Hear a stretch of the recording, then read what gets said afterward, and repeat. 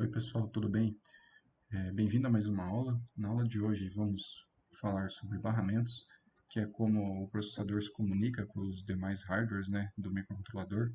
Os barramentos, se a gente for fazer uma analogia aí simples, poderiam ser as ruas de uma cidade, enquanto o processador seria a prefeitura e os demais hardwares os órgãos públicos, né, que vão fazer o trabalho demandado pelo processador. Antes de continuar essa aula teórica aqui, eu quero dar uma explorada nesse esquemático que tem no datasheet, na página 17, ele apresenta a arquitetura do STM32G474RE, né? E aqui é a mesma imagem, só que destacando alguns pontos, né, que eu acho interessante dar uma comentada. Aqui temos a unidade central de processamento, que seria onde faz as operações matemáticas, os cálculos. Dentro dele tem alguns submódulos, né, que é a unidade de ponto flutuante, NVIC, que é a unidade de interrupção, MPU, que é a unidade de proteção à memória, VTM, ele é responsável por fazer o debug, né, que quando você dá um breakpoint no código e o código para ali, sabe onde que pausou, rastrear, né, onde a operação, onde que está acontecendo no momento, é ele. O JTAG que faz o upload do código, né, do, do computador para o micro, né. Então aqui seria a unidade central de processamento. Em seguida, temos aqui o HB Bus matriz HB Bus. Essa matriz, ela faz é como se fosse um cruzamento de uma cidade, né? Então os barramentos vão chegando nela e ela vai direcionando, e impedindo conflitos também, né? Entre, entre os barramentos. Em termos gerais, existem dois principais barramentos, né? O HB2 e o HB1, que está aqui, né? Então, no slide eu vou detalhar um pouco mais sobre esses dois em específico, mas eles são o caminho que faz o requerimento do processador chegar em tal módulo e o módulo devolver a informação para o CPU realizar a operação, né? Aqui temos as memórias principais, que são a SRAM do STM32, então os buffers, variáveis, o código também pode ser salvo aqui, mas não é a opção default, né? Default aqui é a unidade de flash, que é bem mais rápida que a SRAM, e também é uma memória estática, né? Então se desligar o micro e ligar o micro de novo, o código vai estar salvo lá. Na SRAM já não. Então, na flash fica armazenado o código, então toda aquela parte de código que a gente faz lá e depois que passa pelo JTAG, né, faz o upload, ele fica aqui guardado aqui. Essa aqui também é uma memória que chama Core Coupled Memory, que é uma memória que ela passa de uma maneira direta para o CPU, então consegue acessar ela mais rápido.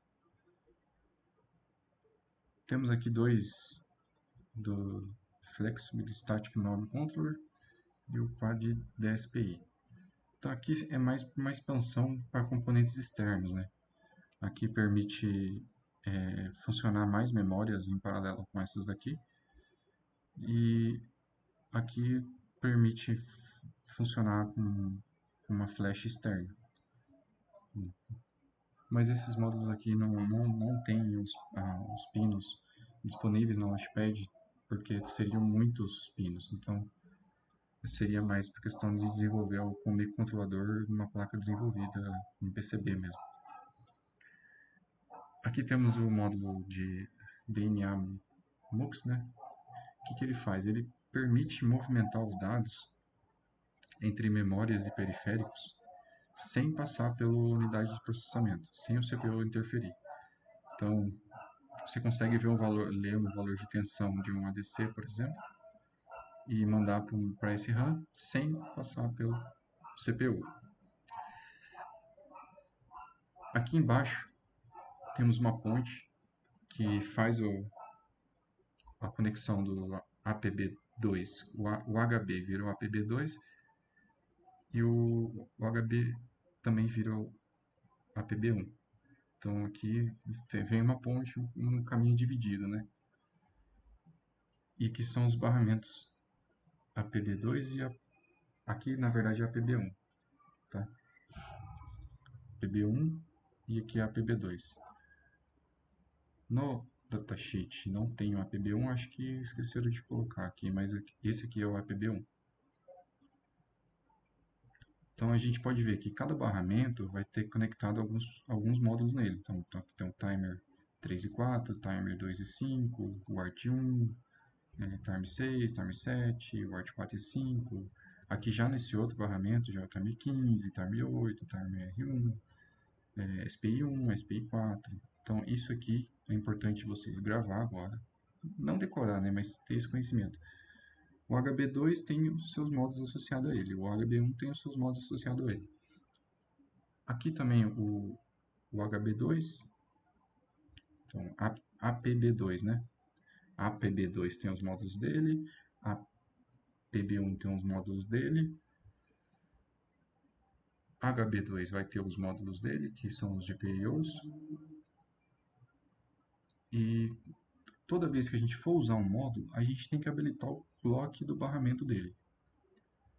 Então, se a gente for usar o GPIO Port A, a gente tem que habilitar o clock do barramento de GPIO Port A, que vai estar no registrador de configuração do HB2.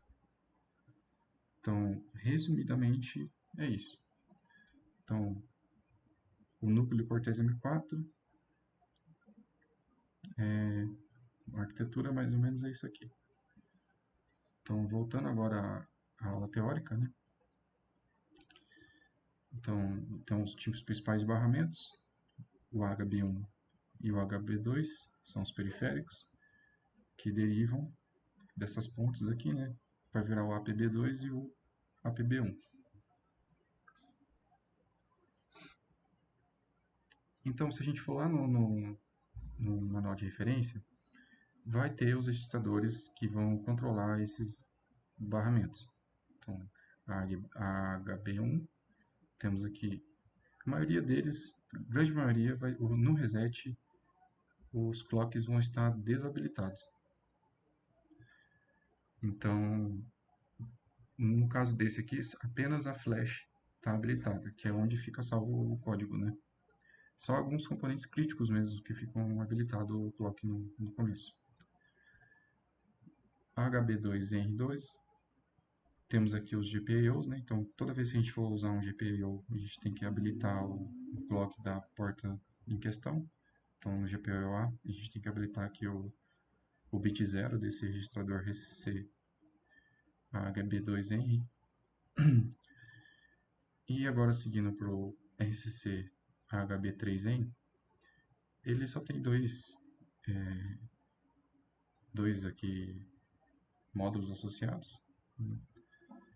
E após um reset, quase todos os periféricos permanecem com o clock desabilitado, como eu disse, exceto o que é essencial para iniciar o sistema.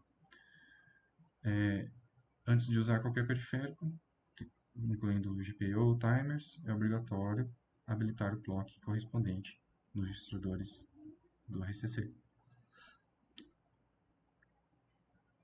RCC vem de reset e control clock. Agora vamos para o APB, né, que é o Advanced Peripheral Bus. Então, temos aqui os módulos associados. No APB1 vamos ter os timers, né, dele, o ART. E aqui tem esse aqui que vem ativado, que é o RTC-APB. O RTC-APB, ele é um timer que ele fica sempre contando o tempo que está passando, mesmo quando o micro está desligado. Ele tem uma pequena bateria que fica associada a ele, e ele é um módulo que consome muito pouca energia, e ele fica sempre contando. Então ele fica Ali ele sabe o dia, a hora que para se localizar ali. Então ele vem ativado também. O APB1R2 é uma continuação desse outro APB1 aqui. Então os dois juntos que vão formar assim o APB1. Então aqui só tem 3 módulos, né? E por fim temos RCC APB2, né? Que tem aqui os módulos timer e o timer avançado. Que esse aqui é o timer mais rápido que tem. Vamos ver mais pra frente também. E a aula disso é só. E obrigado.